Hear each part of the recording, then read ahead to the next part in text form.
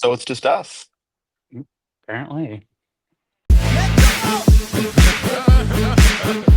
Another one. It's the Catechin. Jared couldn't be on tonight. Now hold on before you go without your fearless leader here.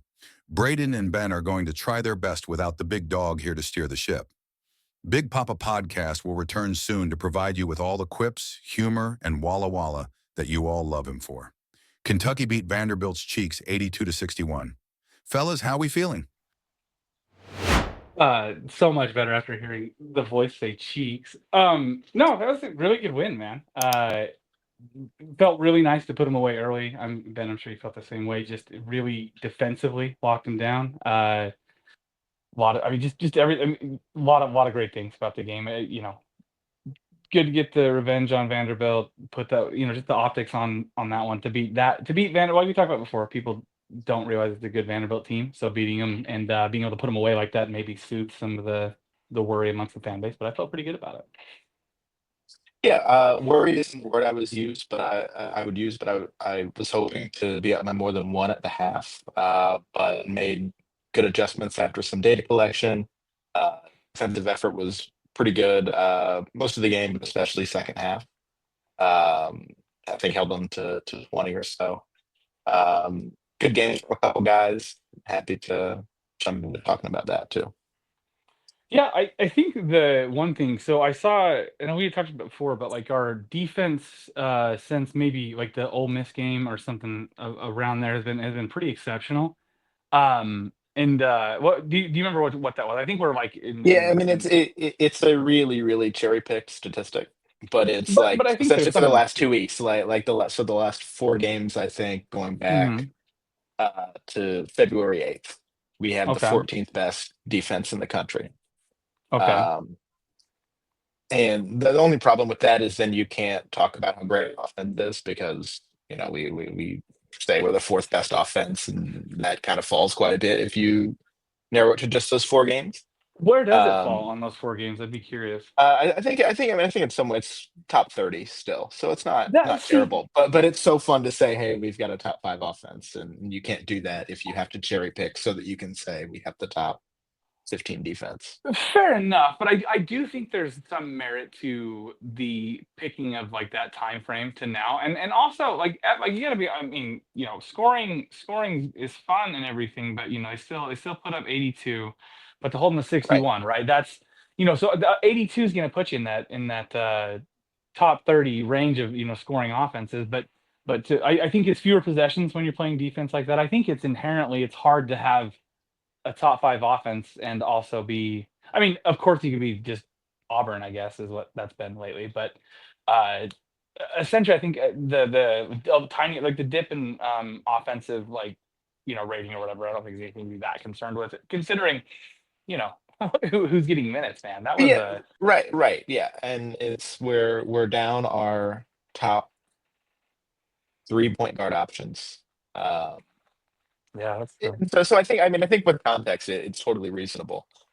In fact, it's impressive. If you'd told me before the season we'd be missing one of our best scorers in Jackson, if you told me before the season how good of a scorer an offensive player Lamont Butler would be, I'm not sure I would have believed you. But down him and also down our backup point guard in Kerr, Yeah. I gladly would have taken top 30 offense for sure.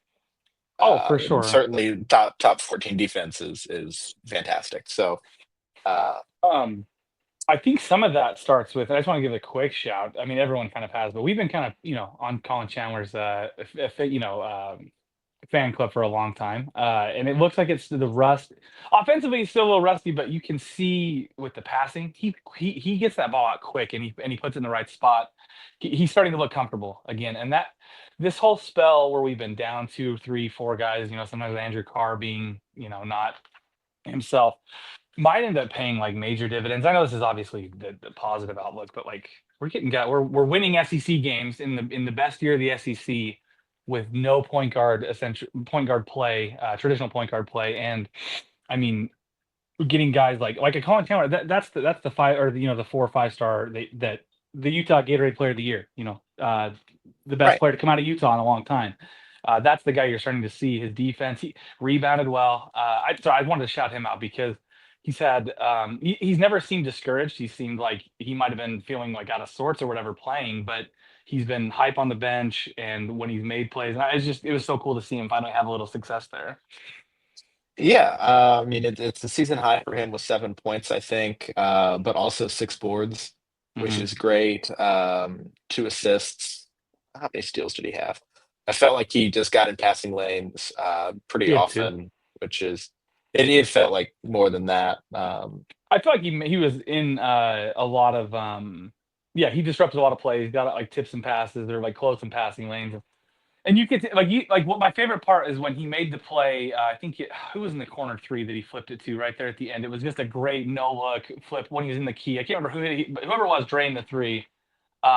But his reaction was like hell yeah. I feel like he was celebrating like because just seeing a kid get excited about making the right pass is not always what you see. So Well, and um, it's interesting. I mean, I love seeing him play well. He played so well in the blue white game. I thought he was going to have such a different season, and mhm, that's sort of an unfair expectation to have on a freshman, let alone a freshman who hasn't played for 2 years. yeah. But it's nice to see that that wasn't um, a total outlier. I mean, what we saw in that game, we see flashes of in this game. That's Yeah, great. I think that's his third of those like brilliant no look pass to the corner for a three this year. yeah. And it's beautiful every time he does it.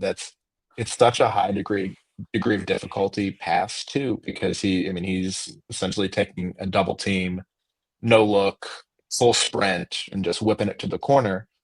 Meanwhile, some of the maybe easier passes in transition, wide open guy, just got to lead him a little bit, and the ball's in the third row. So still some And freshman stuff, but it's hey, a that's touch thing for reasonable. sure. Well, and that it's so accurate. And honestly, he played so well in the blue white game and all that stuff that I mean, Utah State fan. I've seen return missionaries my entire life, and the rest. And I fell for a thing, not fell for, but I was so good that I was convinced this is different. I've seen Right. RMs come back and play. I've seen the rust. This doesn't look like that.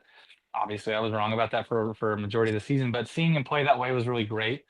Um, I don't think anyone gets me as hyped as Almanor does with how he gets excited about just being at Kentucky, like seeing him play, seeing him at three. So just this whole team is fun, man. Like they're down all sorts of guys and they just keep coming, man. I don't know. It's sad we only have, a little bit left. Regardless of what happens, there's this team, we only get a few more chances. It's kind of crazy to think about. It's gone so fast. Yeah, I'd love if they ended up passing the whatever fifth year rule they're thinking of, just because I love an extra year of Andley. I think, Yeah. like you said, he's happy to be here. He's played really, really well. I think he's great, and above 50% from three in conference play, which is wild. And his release is quick. He's open. I think it's great having him on the team. I'd love to have another year with him. Yeah. And yeah, man, it's kind of weird how quickly this season has gone by. I know at some point Pope was saying early on, like, man, we only get 18 more of these or something. And now you look and it's regular It, season is dwindling. And that's a bummer given how much we'll lose. I have total faith we'll replace it well, but it's been fun watching these guys so far this season. Here's a way to put it in perspective. There's two more chances to see these guys erupt this year, and that's it. There's Auburn and LSU, and that's the last two times they get to play. So I mean, and for they all talk about, and Pope obviously knows, and he makes a big deal of how special it is to play there and stuff. That is really crazy to think it's down to that, because no NIT or anything like that, obviously, which is good. But it is dang, we're down to the last 5 games, and what a 5 games that is though. Alabama, I mean Oklahoma, I don't think is much of anything. But still a quad one game, and they're not very good. But Auburn, LSU, Missouri, and Yeah. And another thing to highlight, not only Colin Chandler and the playing pretty well. Amari had a perfect game, 6 for 6 from the field, 5 for 5 on free throws. No, I don't think he didn't commit a foul. 6 boards, played 27 minutes, which is high for him. It's just great seeing him I mean, some of this is opportunity, I think. Hmm. He's certainly grown quite a bit as a ball handler. Yeah. And we ask so much of him, and he's answering, and that's awesome. I think, like you said earlier, it's another example of it is miserable to be without Lamont and Kerr and Jackson right now, and without Carr for part of the season, and the injury luck we've had is terrible. But Yeah. if we get those guys back, and we still have this version of Amari and this version of Colin Chandler, who's defending like he is, and Trent Noah, who's learned how to play, and has given us good minutes this year. I mean, that makes us such a better team than Yeah. if we just have Lamont and Jackson carrying us like they did for the first part of the season. Yeah, no, for sure. The depth build is great. I One thing I'll say with Amari, like that's been phenomenal, is he was pretty heavily criticized there for a bit about being soft, fading away from the basket. It's just man, playing it's the Colonial he was in, right, at Drexel, the CAA. Yeah, Right. that it's a little bit different, man. You when you're 7 foot tall and you're as good of a defensive player as he is, just as big as he is, like Pope said at the beginning of the year, this guy's got he's a 3-time defensive player of the year in that conference, and he still has the most room to grow out of these guys. And he's most excited to see that. And Amari's become, I mean, my goodness, like he's unbelievable. Like we win that Duke game. I know it's revisionist history, but like him, if you put that type of Amari Williams in that game, it's a whole different ball game. Even still, so I really like the chances. It feels like you hear all this talk of who's contenders, who's not, and Kentucky's not really mentioned a ton lately. And fair enough, you lose a few games to Arkansas and the like. I get it, but when you dive in and look, having not had who we've not had, all those things, and now getting the depth pieces, I'm really really, I'm probably more confident they could make a big run in the tournament now than I was at the beginning of the year. Maybe as confident as I've been since the Duke game, right? Because I felt after that I was like, okay, that's a clear top 5 team we beat. We can, obviously we have experience. They don't have as much. They'll get better. Anyways, point is I think that there's still that reason. I mean, I think it's reasonable that they could come together and get healthy and go on a big run. And I don't see why not. It feels pretty wide open. Yeah, yeah. I think that it's.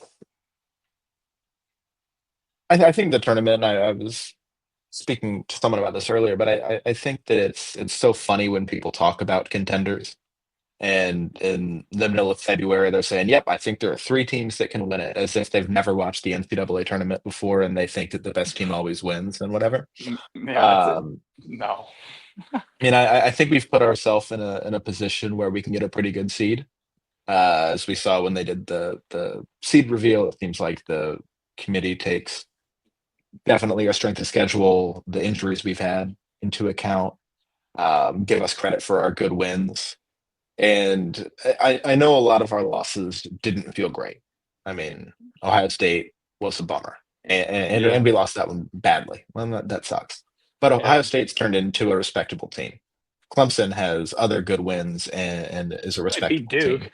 Yeah, yeah, right, right. And Arkansas nearly beat Auburn yesterday. I mean, they're definitely. Uh, it's not like we're losing to scrubs. We people have this perception, like you said, oh, it's Vanderbilt, but like, look at Vanderbilt this year. They've Yeah, had a reasonably good year. no, for sure. I mean, they're a good basketball team. Like, no doubt about it. By the way, side note, I thought we played. If we were talking about it earlier, I thought we played Missouri at Rupp. We don't. We play at Missouri the last game of Yeah, the yeah, year. Okay. that's going to be a tough one. Yeah, I had it backwards. I don't know why I was thinking they played them at home. But okay. So, I mean, anything else you want on the Vanderbilt game? I mean, I'm pretty solid on just everyone seemed to play well. It's a good get back game. Before we move on to talking about Alabama, is there anything else to you? Yeah, a couple things. One, Perfect. I know we shouted out Amari, but Mhm. actually, as a team, we were perfect from the line, which Oh is which wow. is awesome. 13 for 13. OA kept his double digit streak alive, hit it super early, and I'm sure that like this isn't going through his head when he's playing. I mean, this is probably more of a me observation than a him observation. But I feel like when he's playing, it's not because he scored double digits early that he played looser, but because he's playing well enough that he happened to have double digits early. I feel like that lets him play looser for the whole game. He was 7 for 10, 5 for 5 from the line, 7 boards. Like OA had a great game. 3 Absolutely, assists. 3 assists. Yeah, there exactly. And one of the nastiest blocks you've ever seen, just Great elevated to a block. level that was like. And if you're gonna block it like that, you got to get it out of bounds, like right. Like I bet that's a good point. I'm glad you brought that up because we were swatting some. Amari had some real blocks, but they just turned into assists to layup because there was no Right. like backside help there to rebound. But that Owe block was outrageous. He even impressed himself on that one. Like he looked down at himself like, "Are you serious?" Like he was like, "Oh, you know."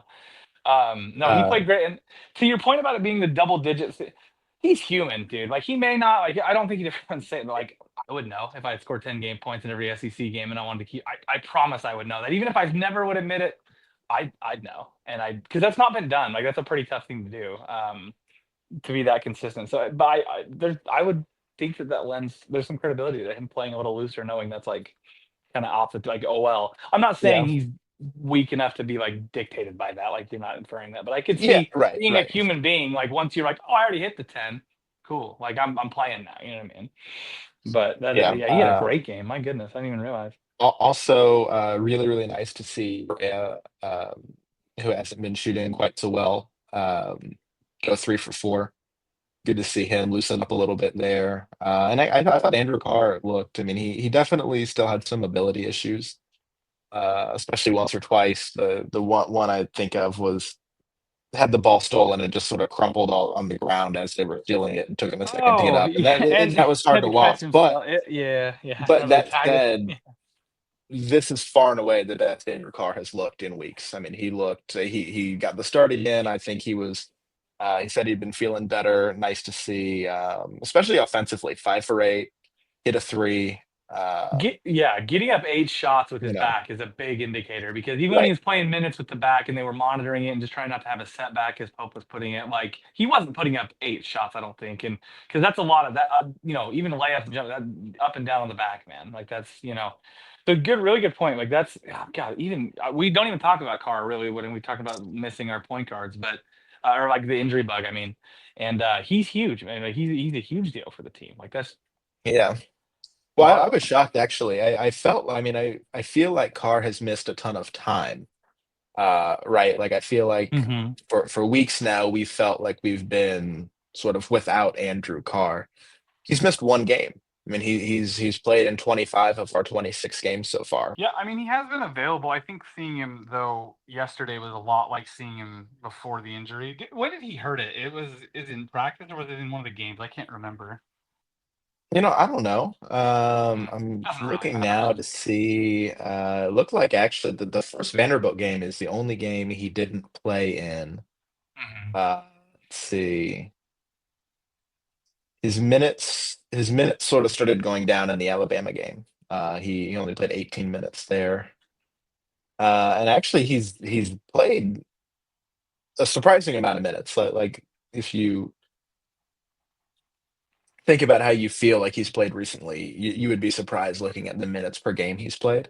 Mm. So it's nice to see him. I thought, especially early on, he was one of our leaders. He really played particularly well at the end of games. He maybe won Duke for us. Really, I really was good in the literally about to closing say that. closing moments of Gonzaga. I mean, like he was so big for us, and so to have him back, looking more like himself again, is just really good to see too. That And was finally, yeah. Go ahead, sorry. finally, Almanor keeps. I mean, he keeps lighting it up. 3 for 5, 60%, above 50% in conference is just crazy. And they thought he couldn't compete coming from what conference was it, the NEAC, the Fairleigh Dickinson or whatever. I mean, awesome to see. And again, I'm sad it's coming to a close because I like for obvious reasons, like the whole reason that this podcast exists and stuff. I'm always gonna love like this team in particular because it's so specifically like how we all met. And stuff. Now I think I saw something about like they talked about Kirk could qualify for a medical red shirt. This question's like threefold, I guess, to see because you probably are more informed than I haven't like looked into it a lot. But like, like I know that if he plays more this year, that's off the table. So like, if he wants to play again, he's probably not coming back. Is number one. Number two, if he does, do you know if it would be here? Number three, if not, lie to me because I'll be really sad if we don't. If I've seen the last of Kirk Risa in a Kentucky uniform, I'll be very very sad about that. Yeah, I agree. I hope he's able to come back this year just because I feel like, I mean, the whole premise of this season is everyone understands the assignment. We Yeah, know it's Pope's first year. We know none of us are starting our careers or, other than the three freshmen, we're not starting our careers at Kentucky, but we were all brought in for a reason, and it's to hang a banner. And I feel like Kerr wants to do that, and so I hope he's able to do that. And I'd so love to be fully healthy, but I just don't yeah. know. I don't know at all the status of his foot. I know there were some rumors that he was ready to come back, but the same day that that rumor started, the men's basketball account posted a photo of him making like a standstill jumper, and people were cheering. And it's like, if you're to the point where people are celebrating a like incredibly routine, non-moving jump shot, then you also Yeah. probably aren't like ready to go imminently. So I don't I know. could Certainly hope he gets better, but also don't want him to rush back. kind of, even the play in which he broke the foot, he still ran down the court, got a great contest up and all that. And that is who he is. And so Mhm. you actually make a really great point. I guess I was looking at it from a perspective through any other player besides Kirk Risa.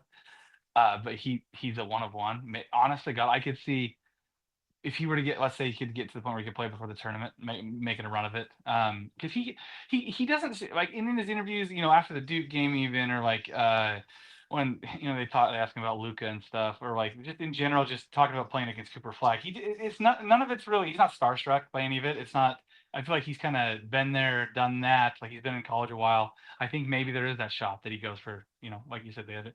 That would be amazing. That would make my entire yeah, that'd be great. And then I'll get punished. We'll meet up in the second round, and I'll not know what to do with myself. So, The other thing is that there was some speculation before the season started, or right as things were getting ready to go, and the players had some media availability, mhm. that due to some time Kerr had missed across a couple other seasons, there were people getting waivers for that time. And Yeah, so maybe even prior to the medical issue, maybe he'd be able to petition for an extra year of eligibility. And I know some of the UK media people asked him, and he immediately sort of brushed it off as if, he didn't say this verbatim, but the implication was like, this is going to be my last year. I, And maybe I that has changed, so maybe that's changed, like given how the season went. Like when he said that, I'm sure he didn't plan on playing 9 games or six or whatever. I think it was 9. mhm. So totally, it's possible that changed.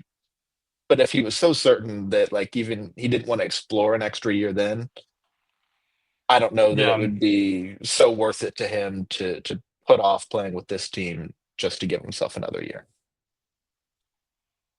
So yeah, and he also missed some time for impermissible benefit. Yeah, I think that's what it was. But no, Yeah, I yeah, think I remember him over a saying he couple was different periods, two different schools too, right? Like once at Arizona, once at West Virginia. right? Um, no, man, I would love to have him back for the stretch run. I think it'd be. I could totally see that being the case. Like because I remember like those of us who aren't playing in front of rough arena and all this stuff, we think like we would do anything to be doing it right. But I remember Sam Merrill. It was the COVID year, and they said because he technically could have come back, and he's like, "Look, I'm 25. Like I gotta get out of here." Yeah, right. And I mean, he was a Mormon missionary, like fourth year, like senior. But the point, like at some point, like, and he grew up an Aggie fan, so if that guy wants to like move on with life at some point, they all gonna move on with life at some point. So I think that I could see that. That's actually a really good point. I hadn't considered that, and now I'm hopeful, and I'm going to be really even more sad and crushed when it doesn't happen then. So thank you for that. Yeah, it'll be interesting to see what he does. I mean, he's sort of been an enigma all season. He's just a really interesting guy. That's part of, I He's think, what makes him so fun to watch. And I mean, he's obviously having fun with these guys on the sidelines. his Um, energy is infectious, man. I just love how that. I mean, even like from the Duke game, he's my favorite player for sure, and I wish we could watch more of him. I really do, and I hope and we do. I don't know. I don't know what game it was. Gonzaga, maybe one game he took a charge, and he'd been trying to get a charge call all And he season got up long, and and he got knocked to the absolutely, floor and was just going it was crazy. And his energy is not something anyone's ever going to criticize him for, and he's like a way that's great. more controlled. Never mind. I'm not gonna say Marshall Henderson. That goes It's back legit it, crazy. it's it's funny because I feel like we've had a really good season, certainly exceeding my expectations in the first year of the Mark Pope era. Mhm. Obviously, some losses I wish we didn't have. Sure. Some frustrating losses to teams that I think that we're better than. Yeah. But I'm more frustrated than anything that we kind of got robbed of having these guys healthy all season long. Uh, It it, Again, hopefully, it I mean, like we said earlier, hopefully it's a situation where everyone's just improved. We get those guys back and we get a good finale. But it's just been such a bummer not to see Lamont's smiling face coming up the court, and it's it's one of the things where you have this is such a it's this year for these guys, right? It's a 1 year proposition. It's the guys on their fifth year, their last grad stop, or whatever the case may be. And so yeah, that is actually really frustrating when you think about it because all these guys coming together and healthy, like they can be as good as anyone in the country. They have been. They've shown it. If you want to tell me it's Auburn and Duke and everybody else, well, they did beat Duke and they have a chance to beat Auburn in a few games. So like and I wouldn't count out the Cats. They find a way in those games. You know what I'm saying? So um, speaking of which, the last the other team we got to play coming up is Alabama. Um,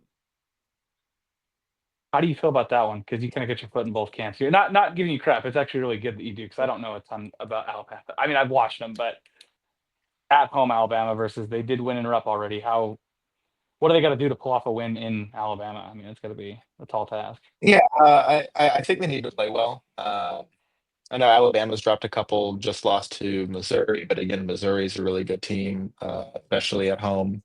What do they have? Five losses. Yeah, they lost to Auburn. That was actually very close. At Hmm. Coleman, the crowd was great, and I expect it's going to be really good and loud for the Kentucky game too. They're doing a T-shirt game, 5,000 free shirts, so a whiteout essentially. Oh wow. Uh, they played really well against Texas. I think they 20 pieced them, broke 100, hit At 17 threes Texas. at Texas. Woo. Okay. But to some extent, they've had struggle like we have at games, but they've had some defensive lapses.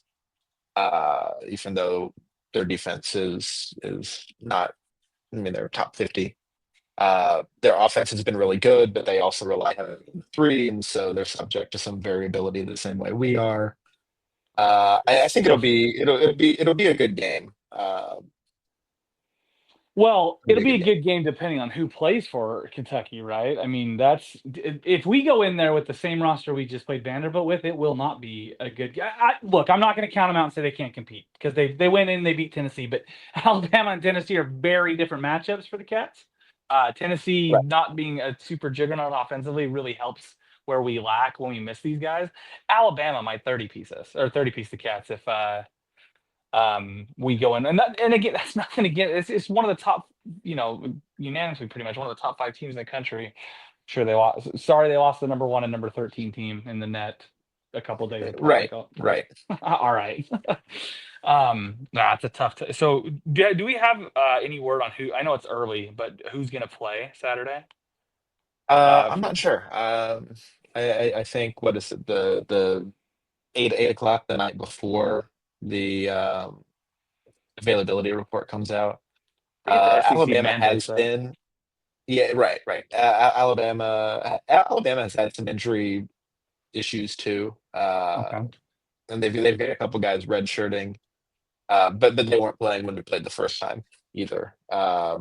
They also have Darian Reed, who did he come back for? No, he set out the first game. He's had some lingering foot issue, and so I think it remains to be seen whether he's in or out. He was out, came back for a couple games, didn't play much, and then he's been out again. So he may still be out too. Um, yeah, it'll be. They're like us in that. I mean, Mark Sears can go off sometimes. He Yeah. had 35 points last night, 5 for 11 for three, but he also had not a ton of points and has been benched in some games because he wasn't the guy that Oates thought could win them that game. So they had some frustrations. They've had some not great offensive performances. Well, that's relative, but yeah, Yeah, I yeah, mean, of course, it's all relative, and like we say about the at Ole SEC, Miss everyone. or I mean, against Ole Miss, that one was a bad offensive performance. I'll give you that. But other right. than that, I don't think I've seen him play bad Y- offense all year. Yeah, and I think they may still be the highest scoring team in the country on a per game basis, and their Mm, offense is generally good. But that's all averages. Like I said, sometimes they don't have a great game. Sometimes Mark Spears can't hit the broad side of a barn against Joe's. yeah, That, and this, I think, to be honest, that's kind of how it goes when you are a team that follows the analytics and relies very heavily on threes, like Nate Oates' teams do. They're even more, I yeah. think, committed to three than we are, and we're pretty committed there. Do you think that they're more so like so? You saying to a detriment at times, like when they should? Because Kentucky, they found time. What like you've seen it where we have times we're just going to take it to the cup because we're not hitting the broadside of the barn. We're going to try to get some bunnies in there. You know, it is. You think that sometimes they are even more so? We're just going to keep shooting it. Um, not necessarily. I just mean Okay. that I think Oates is more rigid than Pope on the it will be a three or a rim shot. Fair enough. Fair enough. I think, like for example, we talked about long twos. Owe takes them and misses them. Jackson takes them and hits them, uh, but we take them. I think that we probably take. And I think I saw the other day like 48 or 49% of Alabama shots are threes. Mm. Their rate of taking threes is incredibly high. And I know before the season, Pope said he wanted 30 a game from us, and we haven't been able to do that for a variety of reasons. Alabama has shot a ton. Yeah. It's interesting looking at the because we earlier we were talking about the some of the losses we wish we didn't have with Kentucky. Basically, the seasons look pretty similar. A 5 point game between the two, Alabama, Kentucky, and Rupp. But where Alabama's been able to they've been able to win the games against the Texases, the Georgias, the Arkansas, the games that like just that middle of the pack, right? They've really been more consistent that way. But it's interesting when you look at the scores, like how against the comparative when we played Ole Miss, they played or versus the two. It's been pretty similar up until you get to Georgia, Texas, Arkansas, and I guess the one Vanderbilt game. But those that would be like the middle of the pack and consistency there. And I think a lot of that's I know you said they had some injury problems, but they didn't lose their 2 point guards for 2 months. Right. Right. Definitely. And they're an incredibly deep team. I mean, Yeah. before the season started, people were talking about the depth of primarily Nate Oates' roster at Alabama and Bill Self's roster at Kansas. And the difference is Alabama's been pretty good, and Kansas has really struggled this season in games that they shouldn't have. Um, Bro, I swear, get 30 piece in the Marriott Center, unforgivable. right. Like Bill Self dead to me. Done. Never again. Unforgivable. Get, oh my God. I think we will have to. Really, this is one of those games where you've got a lot of guys on Alabama that can shoot. I mean, because they're Mm-hmm. so committed to that, a lot of them do it. They've got some really good shooters. Steers is 35%. Diabate is not really a shooter. That isn't so much his game. He Mm-hmm. doesn't take a lot of them, but he's almost a 40% shooter. Holloway's 42% on very high volume. Youngblood's 35% on pretty high volume. I mean, this is the game that we'll really have to close out, defend with our hands up. Um, that's a place we struggled in One some game games. I wanted to ask you about this, and maybe this would be one of them, because I was trying to look for games in which, like, because I'm not looking at Kentucky as the team that we are when we're fully healthy, because I'm just going to assume we're going to be out these guys, because I think Yeah. this would be a game that you don't risk anything in as far as health wise goes, because it's going to be a tall task with a full roster. It's going to be an even taller task without, and you don't want to risk injury with that, like you know what I mean? So I was trying to look for a game, and I'd say that LSU being losing that game by 7 in Tuscaloosa was the only one I could see like oh what do you remember that game much with Alabama like what led to that being as close as it was it just a poor shooting night or were they okay defensively what was the whole deal there Um, I'm I'm trying to gonna pull up the remember if box I score real saw quick. it was a 7 point game it's the only game that like any of the not scrub team there's not a scrub team in the SEC really even the defeated team is ranked higher than like a lot of conferences best teams let's Yeah. see 87. Why is this box score so terrible? Sorry, I should have this pulled up first, but Yeah, I don't know actually. LSU shot incredibly poorly, 3 for 23 from three. Um, they got a ton of shots. Did they out rebound Alabama? Alabama did give up 17 offensive rebounds that game. That may have been a big part of it. looks like Turnovers they were 14, but it was 14 for both teams. 30% from three, but only 13 for LSU, like you said. But yeah, it looks like they just but 7 for 23, only 23 attempts from three for Alabama. Random. Maybe that's the. I was just trying to look for something you could replicate, like and maybe watch that. I'm not coaching. Well, Doesn't matter. It's that that on Saturday, but I was just curious. I think that was one of the games where they ended up benching Mark Sears. I think Mhm. that he just wasn't. Now that I look at it, he had 0 points. He was 0 for 3 on twos, 0 for 2 on threes. Couple boards, couple assists, couple Oh yeah. turnovers, low minutes. So I think probably that game was just playing without him, which isn't something they've done a ton of Okay. that season. But that said, even without him, they beat one of the SEC bottom feeders, but Right. Well, and top, then the you reason I was know, curious is they kept it close, LSU did throughout, and where it's a road game at Alabama, it's the only example. I mean, you're looking at a team that's been in the top five all season. It's really hard to find anything that's like that big of a week. I was just trying to look for a way in my head to think like even a depleted team could go in there. So we had said it when they went into before the Tennessee game, we felt like even with whoever they're out, they still got a shot, right? But in this one, I was trying to look for that same confidence somewhere somehow. And the LSU game was the only one. So I kind of wanted to go back and watch and see how that flow was. But I think you figured out with the Mark Sears thing. I the wonder why didn't he play? Was he hurt or just like you said, one of the games where maybe he was just no, wasn't. I think twice this season they've just benched him. Once I think he asked to be benched. I'm not having a good game. Let someone else do it. And the other time, I think they just decided, hey, you're not having a good game. We need to play somebody else, which is a sort of a crazy decision for a coach to make with your player of the year candidate last year preseason. Uh, he's a leader on that team, and so to say that is crazy. Yeah, I But mean, he must must have have a good relationship and trust there too. right, And it right. sounds like if he was able to see it himself, the other time. Again, I don't know the details, but I mean, they still won the damn game, so it's not like we're talking about they lost to But LSU. It was just the closest thing I could uh, find of something. Because I would imagine that some on the road in that environment, if we're missing three point guards or point guards Jackson and have a hobbled car, yeah, we're probably LSU. I'll be real with you. Like, another 7 point game that maybe isn't the formula we're looking for was the North Dakota game that oh they yeah, played at North just have Dakota, some kid go for where 44. yeah, right, right. Have Trace and Eaglestaff go 8 for 18 on threes against you. That was But just even with that confident. performance, Alabama won. Yeah, and it was because didn't they do that game for Nelson? Wasn't that like I remember I think we were on Yeah, the train up there I talking. think so. I mean, that's where he's from. Well, that's Isn't about the where he only way we transferred could see from, but that, them. that is where he's from.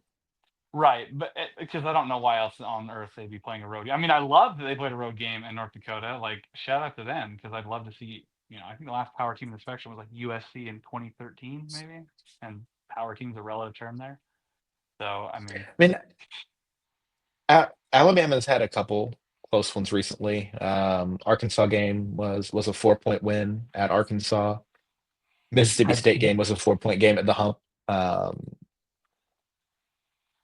but again, it'll I'm be a not I'm not tough sure you're going to ask. find an answer there It would be the as best to win how of to the beat them. year if it's the same. Even if we got one of the two back, Butler or Jackson, it would be the best win of the year, bar none. I think if they were to pull it off, winning at Alabama.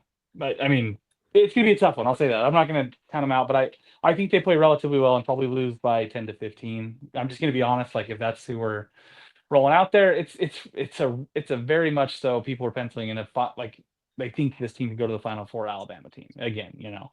Um, so it's no disrespect, and we played them tough at home, but we had most everybody when we played them at home, didn't we? Or Kentucky did. I know "we's" a relative term for some here, but Yeah, let's see.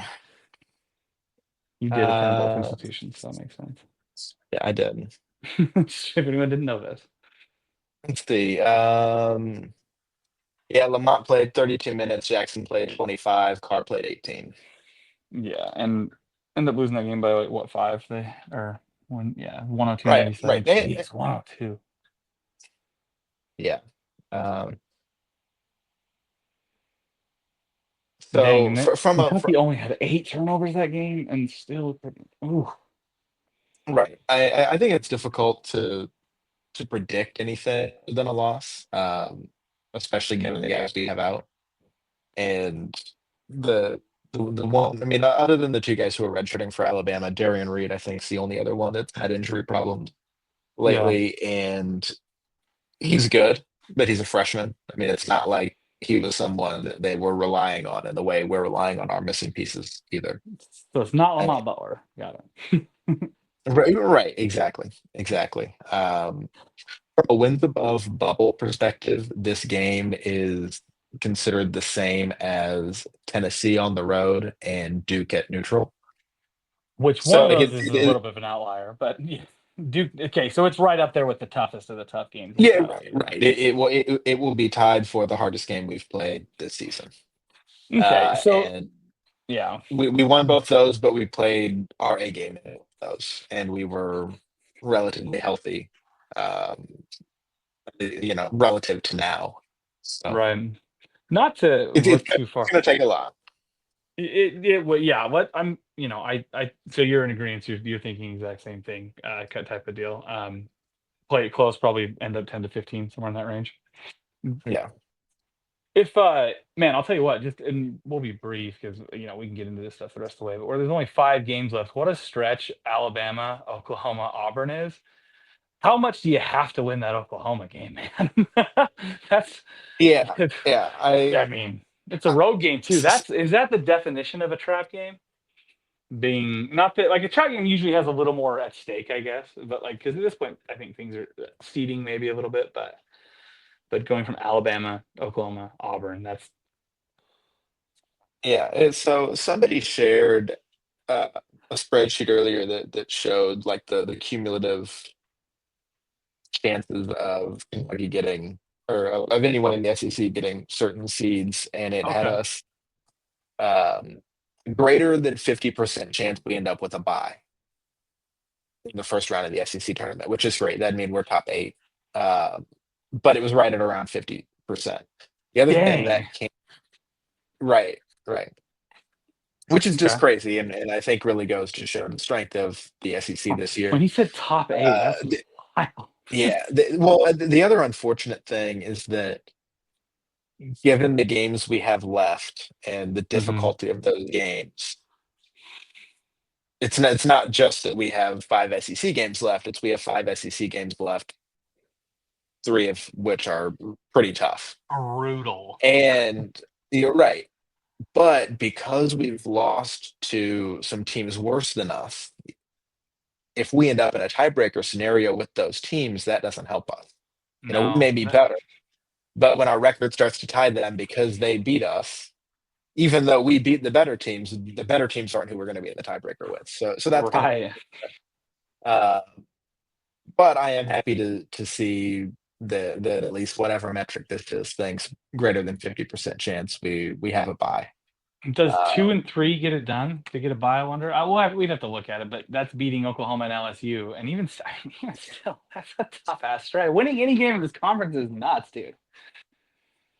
I mean, right, South Carolina maybe right. not as much, but like, geez. Even South Carolina, though. I mean, I know they're still currently winless in the league, but it's that totally loses the context of the close games they've had against really good teams too. Oh yeah, And they that's almost beat why Auburn, didn't they? they're yeah, yeah. I think that was a game Broom set out some, but yeah. Uh, they let's see what have they had? 3 point loss They to Auburn, had 3 point loss to Vandy, 1 point to Florida, 4 points to A&M, 4 points to Ole Miss. overtime to Mississippi State. Uh, yeah, I mean so I think you discredit them quite a bit when all you point out is that they're on a losing streak, haven't won in 2025, whatever, because They'd win the they've ACC or played. maybe be at the Well, top of the and ACC. the top half for sure. I Oh haven't, yeah, haven't yeah. looked in a while, but last time I looked, based on their efficiency margin, they'd be like number 8 in the ACC Well, they beat out Clemson. of 18, right? Yeah, and they beat Clemson. I know it's a rivalry The, game, and I'm the, cherry picking a game, but I'm saying it's not like the worst. The clear cut worst team in the SEC is winning. Is competing in some other big league. Outside of Houston, they might be pretty good in the Big 12. I'll tell you what, that league's a little overrated. yeah, well, and so when you have that context, I think it shows how difficult this season is. Um, and people have this standard and expect perfection and expect to beat all these SEC teams, but it's not your grandfather's SEC. And Yeah, that's like I love that the league has taken basketball seriously and has grown in this way took it because this so is all about seriously, I fun. forgot how bad they were. Because when you guys reminded me that it used to be Kentucky and the peanut gallery, like I totally forgot it was like, and it so was for the longest. So yeah, that they've been so good this year. It's crazy to think that it was Yep. so poor before. But yeah, man, looking forward to it. I think 2 and 3 gets it done. That's so crazy that all 5 of those get. The only one, if we lost, I'd be bummed to lose at Oklahoma. Not entirely shocked, although I think they're a little bit of a. This is without our players, our injury stuff. But even at home LSU, I think you win. But again, that's a that whole this whole league season has been murderer's row, and it's I think it's going to pay off in the tournament. I really do. I think it's going to be a whole different game. Yeah, and I mean, like we said several times, if nothing else, this is good for getting some experience in different roles for the guys that we do have. I know that sounds like mega cope, but No, and it's I true. want to. It's true, and I want to stress this because, like, for God's sakes, there's the 5 games left, and it's Alabama, Oklahoma, Auburn, LSU, Missouri. There's 3 insanely difficult games. There are 2 that are pretty tough. And with the injuries and stuff, like the NCAA tournament's the goal. Now we're not winning the SEC regular season. That's dead and gone. Doesn't matter. You'll get it. You want. We're gonna. I mean, the SEC tournament's a big deal. I understand. I've been told. I promise. I know it's a big deal. Um, so that's upcoming. But like these last 5 games, just as I would encourage if anyone's still watching at this point, it'd be okay. Like this get 2 and 3, I'm pretty happy with out of this. If they just beat the 2 they're supposed to beat, and then they go 0-3. I mean, Missouri just beat Alabama at home, right? Which apparently that's a crazy place to play. Auburn's the best team in the It was country it in my was eyes, it was bar loud none. too. I mean, the atmosphere there was great. So yeah, I mean, senior day at Rupp versus LSU seems like the only real, not gimme because nothing is, and then the trap game of trap games at Oklahoma, get those 2, and I think, and then get healthy, and I think let's ride from there. That's where I'd love a win other places, but I'm just trying to like it would be remarkable on all 3 of those without our guys. So, but Yeah, and as in terms of guys missing time and coming back, maybe more so than anyone else on the team, I trust Lamont and Jackson to be ready to go when they come back. I mean, I'm not concerned about their conditioning. I'm not concerned about their physicality. I'm not concerned about, I think that those guys are experienced, been there before kind of guys that out played of a ton of anybody basketball. Yeah. could miss time and come back most ready to go. Assuming healthy, right? Like, but Games are ones where you risk everything to get by rushing anyone back too early. right. It's gonna come fast because from Saturday to the following Friday, it's Alabama, Oklahoma, Auburn. You play both those 2 teams in a week span. Wow. Well, it's gonna be fun. Buckle up, man. You got anything else you wanted to add before we head out of here? Nothing for me. All right. Well, for Big Papa Podcast, you couldn't make it. For Ben, for Braden, it's the Catechin. Go Cats. Go Cats.